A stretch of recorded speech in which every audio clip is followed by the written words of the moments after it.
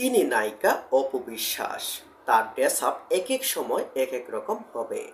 কারো কাছে সুন্দর লাগবে, কারো কাছে খারাপ লাগবে, কারো কাছে স্বাভাবিক লাগবে, আবার কারো কাছে অস্বাভাবিক হয়ে থাকবে।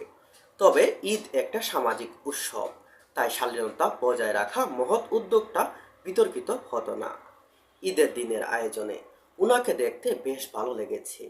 এমন আয়োজন সাদামাটা জীবনের কোনো ছবি, ভিডিও আর কোনো নায়িকা দেখানো সাহস করেনি।